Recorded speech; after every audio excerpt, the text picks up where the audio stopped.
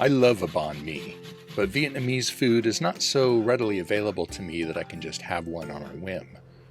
But when my coworker was talking up this recipe the other day, when he contributed to a cookbook we put together for a company retreat, I knew I needed to try it as soon as possible. So today, we're diving into the vibrant world of Vietnamese cuisine with a twist, a homemade pork meatball banh mi.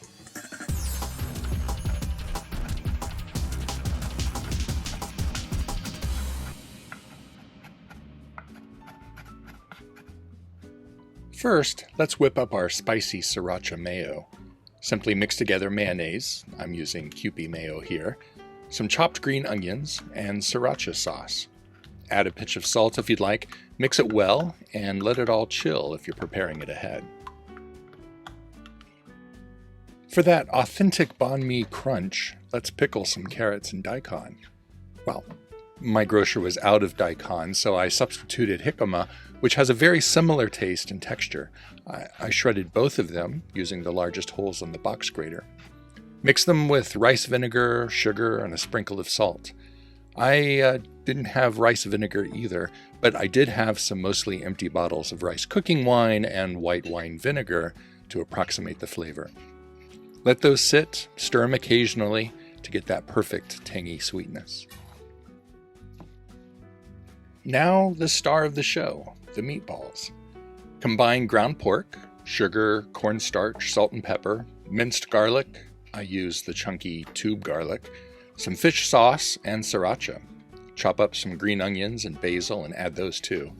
Mix gently, then roll them into 1-inch balls. Heat some oil in a skillet.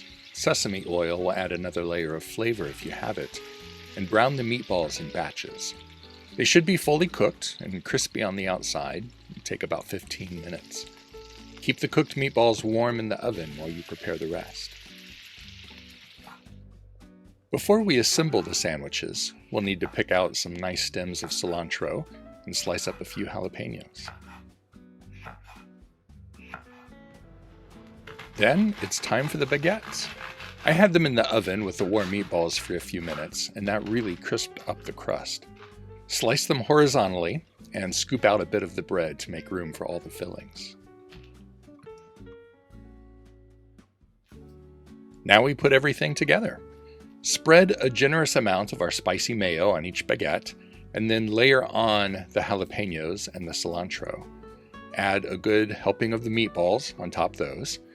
I then found it easier to switch to the other half of the baguette for a generous amount of the pickled veggies, and then just put the two halves together.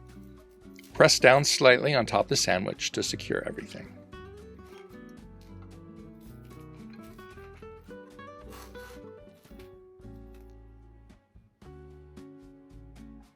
And there you have it, your very own pork meatball banh mi, packed with flavors and textures. It's incredible. Every bite is a blend of spicy and savory and crunchy. It's just what I was craving when he was describing the recipe to me. Well, thanks for joining me today. Please like, comment, share, and subscribe, and I'll see you next time for another randomly selected recipe. Bye-bye.